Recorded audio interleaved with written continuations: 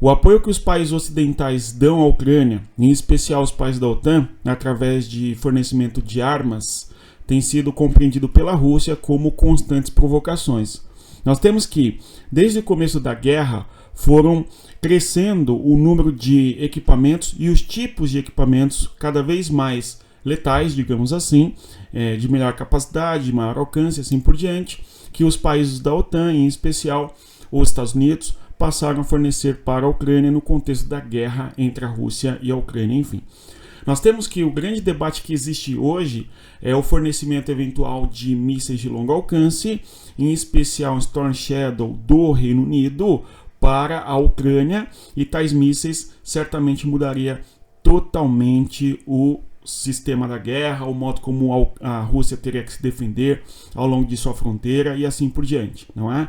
Então, a perspectiva da Rússia é que esta é uma linha vermelha. Ocorre, entretanto, que quando a Ucrânia atacou a região da Crimeia, ou mesmo ainda quando os Manpads ou os blindados pesados chegaram à Ucrânia, todas estas, na concepção da Rússia, em especial nos discursos do Putin, e de maneira muito mais incisiva, nos discursos do ex-presidente da Rússia ali, o Medvedev, eram linhas vermelhas que eventualmente a OTAN estava quebrando, estava atravessando, enfim, não é?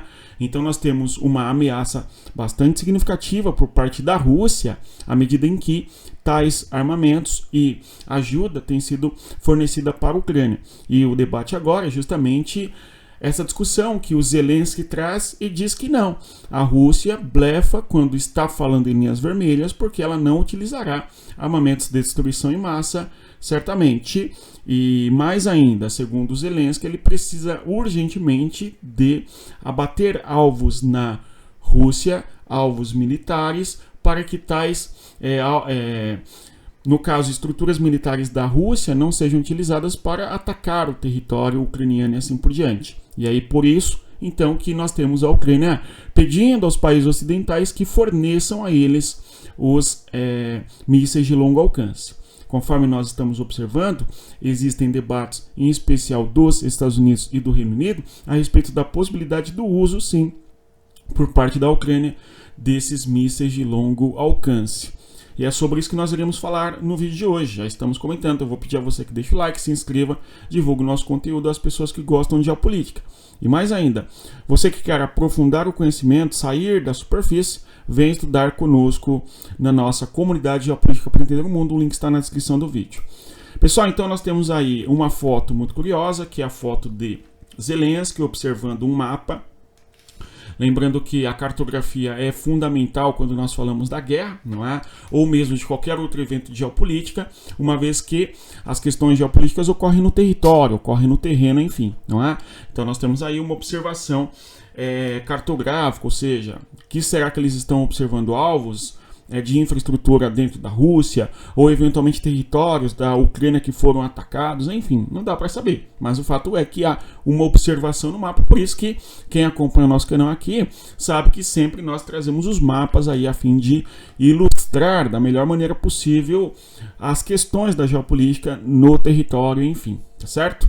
Muito bem, então vamos observar aqui, à medida que os equipamentos ocidentais vão chegar à Ucrânia e as tais linhas vermelhas da Rússia. Agora, há um fato importante aí. Se a Rússia determinar, olha só, né, que realmente houve o cruzamento de uma linha vermelha e tal linha é imperdoável, quais são as consequências que isso pode trazer? A primeira consequência debatida é justamente a possibilidade do uso de armas nucleares táticas, certo? No caso ali, a utilização de armas nucleares para dissuasão em certos territórios onde há a presença de militares ucranianos, eventualmente, tá certo?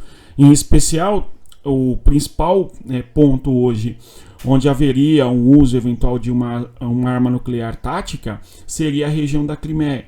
Ou melhor, não é a região de Kursk, onde nós temos a Ucrânia dentro do território de Kursk, conforme nós observamos, há uma contraofensiva russa ali e uma reconquista de território a partir do Korinevo, de Gluskov, nós falamos aqui, e hoje a Rússia está disputando a região de Snagost, dentro da região de Kursk, a fim de repelir os soldados ucranianos que estão naquela região. Enfim, nós falamos sobre esse assunto aí no vídeo nessa semana. E aí o que nós temos agora é que tal região em Kursk é um alvo ali a ser, por fim, defendido pela Rússia e, portanto, o uso ali de uma arma de maior destruição e tal. A grande questão que temos é, a Rússia atacaria o próprio território a fim de dissuadir, de repelir os soldados ucranianos com uma arma tão letal?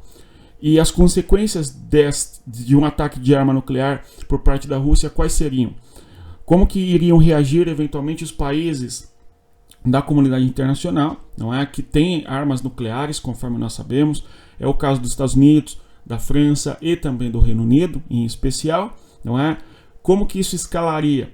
Tá certo? Que catástrofe nós assistiríamos, infelizmente, caso tal cenário se configure na realidade, tá certo? Esse é um primeiro ponto. Segundo ponto é, as consequências imediatas ali do uso nuclear pode ser justamente os ventos da Europa levar radiação, radiação nuclear para o território da própria Rússia, tá certo? Ou para os países da Europa que não estão em guerra com a Rússia.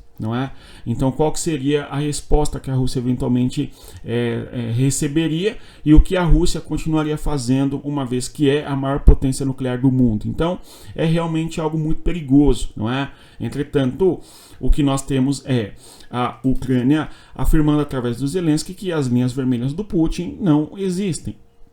Tá certo? Uma vez que ao longo do tempo dessa guerra de 2 anos foram crescentes ali os apoios que chegaram dos países ocidentais para a Ucrânia e simplesmente a Rússia foi intensificando seu discurso e assim por diante. E estas provocações na concepção da Rússia e linha vermelha continuaram sendo rompidas, E aí, o que você acha? Será que realmente, infelizmente, a Rússia vai utilizar tais tipos de armamentos? Vamos torcer para que não cheguemos neste ponto, tá certo? Observando ainda, vamos observar que nós temos o HIMARS chegando para a Ucrânia, que segundo a Rússia era uma linha vermelha, um lançamento de foguetes importantes. Mesmo assim, isso não mudou o cenário da guerra. A Ucrânia não conseguiu fazer avanços dentro da região da guerra, porque a guerra se estende hoje dentro da Ucrânia numa extensão de 1.000 quilômetros, desde a região do norte do território da Crimeia, na região de Kherson, passando pelo norte de Zaporizhia, norte de Luhansk, onde a Rússia avançou de modo significativo, ocupando quase toda aquela região, aquele oblast, e também no norte de Donetsk, onde a Rússia tem avançado hoje, tá certo? Em especial, a tentativa russa de conquistar o território ali de Pokrovsk. Nós falamos aqui também sobre a importância geoestratégica, logística da região de Pokrovsk e por que a Rússia quer aquela cidade e por que a Ucrânia não pode perder aquela cidade, Nós temos na sequência ainda outros armamentos, como os Manpads aqui, tá certo? Que é um sistema de defesa antiaéreo, digamos assim, que foi fornecido para a Ucrânia. Inclusive, nessa semana, a Ucrânia abateu um avião, um caça russo, utilizando um Manpad, na região do Mar Negro. Depois nós temos aí o Patriot, que é norte-americano. Nós vemos até a bandeira dos Estados Unidos ali, sendo fornecido para a Ucrânia, e a Ucrânia utilizando esse sistema de defesa antiaérea de longo alcance. Isso mudou um pouco o cenário da guerra, Uma vez que a aviação russa teve que ter um cuidado muito mais especial quando entra no território ucraniano, tá certo? Então, muito importante para a Ucrânia, e esse armamento reconfigura um pouco, sim, o cenário da guerra. Na sequência, nós temos que os países ocidentais vão fornecer para a Ucrânia os blindados pesados. O caso mais conhecido é o Abrams, não é o mais notável, pelo menos.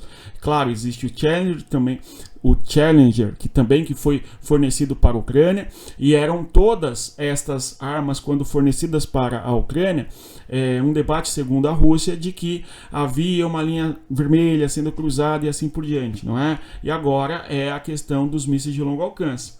Tá certo? E esses mísseis de longo alcance para serem utilizados dentro do território da Rússia. Isso certamente vai reconfigurar totalmente a guerra, tá certo? Então, vejam só, houve uma escalada, digamos assim, dos tipos de armamentos que foram fornecidos pela OTAN, em boa medida, não é? Pelos países da OTAN, Estados Unidos em especial, para a Ucrânia, e em todos os momentos havia toda uma discussão de que não, você tem uma linha vermelha sendo cruzada, e realmente, por mais que muitos até ironizam e pintem linhas vermelhas no chão e dizem que as linhas vermelhas do Putin sendo rompidas e assim por diante, não é? Fato é que a questão nuclear tem importância quando nós pensamos na dissuasão, tá certo? E por mais que não se acredite que o Putin vá utilizar tais armas nucleares, eu imagino que seja razoável considerar que pode ser utilizada e qual que seria a consequência disso. Não fosse isso, já haveriam fornecido muito mais armamentos para a Ucrânia e talvez já até houvesse, uma entrada nessa guerra do lado da OTAN, do lado da Ucrânia, através de boots on the ground, não é? Através de soldados no solo. Esse é um ponto importante, certo? Porque ainda que nós tenhamos o fornecimento de armas e assim por diante, o apoio que os países da OTAN dão para a Ucrânia, através das armas, claro, mas um apoio efetivo através de treinamentos de militares ou mesmo ainda da participação militar em território ucraniano é algo que ocorre de maneira periférica, é algo que ocorre de maneira através de mercenários, ok? E um jogo de fingimento ali como se não estivesse acontecendo de fato, né? Também muitas vezes, certo? Agora, se a Rússia não tivesse armas nucleares, certamente a Rússia seria um país muito mais vulnerável aí, aos aliados da Ucrânia, digamos assim. No caso, os países da OTAN, em especial os Estados Unidos. Tudo bem? Então, a questão nuclear é uma questão dissuasória importante. Qualquer pessoa que estuda as questões da geopolítica sabe perfeitamente o quanto a geopolítica nuclear é fundamental para a dissuasão dos territórios, enfim. Tá certo? Na sequência, nós temos os caça F-16, tá certo? Que é equipamento de alta tecnologia fornecido para a Ucrânia, tá certo? E, novamente, em todos esses momentos eram linhas vermelhas. Agora, a questão mais difícil, parece, para a Rússia, e um cenário em que realmente parecia que a Rússia não aceitaria e não toleraria de maneira nenhuma, é a questão do ataque em território russo, em especial na Crimeia, que foi feito, não é? Isso em vários momentos, bem como também o ataque que nós tivemos na sequência aí, a partir do dia 6 de agosto, da invasão militar que a Ucrânia fez em Kursk, ou seja, o território da Rússia foi invadido. Então, era uma linha vermelha, talvez a mais viva, digamos assim, certo? A púrpura mais soviética, digamos, que foi rompida, e a resposta da Rússia não veio através do uso de armamentos nucleares. Talvez porque, no longo prazo, a Rússia vá conquistar, na concepção da doutrina militar russa, o território de Kursk, enfim, não é? Esse é um ponto. Quando há aí nessa semana uma contraofensiva russa na região de Kursk, a Rússia reconquista 10 vilarejos. E ao mesmo tempo em que nós temos a Ucrânia invadindo o território da Rússia, nós temos também que a Rússia avança de maneira bastante significativa na região de Donetsk. De modo que o ganho que a Ucrânia tem na região de Kursk é muito mais limitado diante do ganho que a Rússia tem no avanço do território da Ucrânia, enfim.